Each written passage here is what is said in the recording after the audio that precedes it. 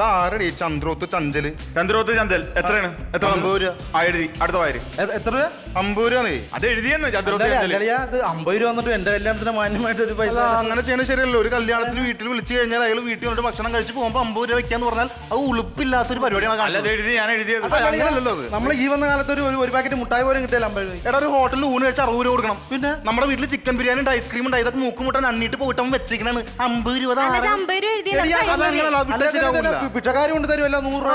ഇതിപ്പോ എന്റെ ഡൗട്ട് അറിയാമോ? നാണമില്ലാത്ത ഈ ചന്ദ്രോത്ത് എന്നുള്ള പേര് എനിക്കറിയാം. അതെ, ആ വീട്ടുപേര് എനിക്ക് മനസ്സിലായി. പക്ഷെ ആരാണ് ഈ ചഞ്ചല? ചേട്ടന്റെ അച്ഛനാണ്.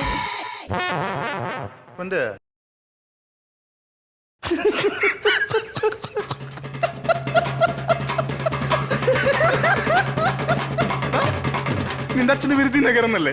വിളിപ്പേരാണ് ചഞ്ചൽ. അളിയോ എന്നാ പിന്നെ ചിഞ്ചിലൊന്നും ഇടാൻ പാടില്ല.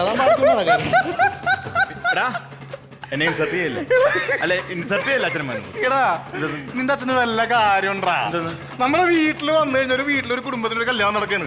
അവിടെ വന്നു കഴിഞ്ഞിട്ട് ഭക്ഷണം കഴിക്കുക, പോവുക, അതിന് 50 രൂപ വെക്കാന്നൊക്കെ പറഞ്ഞത് എന്ത് സിനിമാടിയുടെ പേര്? പണ്ടൊരു സിനിമയാണ് ചഞ്ചല്. ഞാൻ ഇത്ര പറഞ്ഞോളൂ. നമ്മുടെ കുടുംബത്തിന് നടക്കുന്ന ഒരു കല്യാണം, വരിക, തിന്ന, പോവുക, അതാണ് ചെയ്യേണ്ടത്. അല്ലാതെ അച്ഛന്റെ വായിന്ന് എന്താ വീണത്? ഇപ്പൊ അച്ഛന്റെ വായിന്ന് എന്താ വീണ? അത് തിരിച്ചെടുക്കണം. അല്ല, എന്റെ വയസ്സ് സെറ്റ് പല്ലും അച്ഛന്റെ വായിന്ന് ഇപ്പൊ വീണ് തിരിച്ചെടുക്കാൻ പറ. പുഷ്പ അതല്ല, അച്ഛൻ ഇപ്പൊ പറഞ്ഞ എന്താണ്?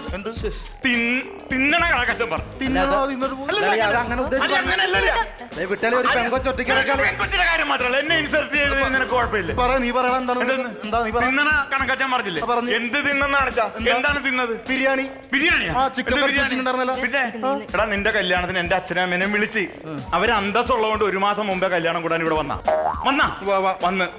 മിനിഞ്ഞാന്ന് മിണ്ടല്ലേ, ഞാൻ പറയട്ടാ, മിനിഞ്ഞാന്ന് ഞാൻ ആ വടക്കേ മുറി ചെല്ലുമ്പോ എന്റെ അച്ഛനെ തിന്നണെന്നറിയാവാ. അവല് നനച്ചതും പഴവും അച്ഛാന്ന് വിളിച്ചിട്ട് മിണ്ടണില്ല. എങ്ങനെ മിണ്ടാനാണ്? 1.5 കിലോ അവലും 1 കൊല്ലം പഴമാണ് കുത്തിയേറ്റത്. പിന്നെ എങ്ങനെ മിണ്ടോ അയാള്? നല്ലൊരു ദിവസമല്ലേ ഇത്?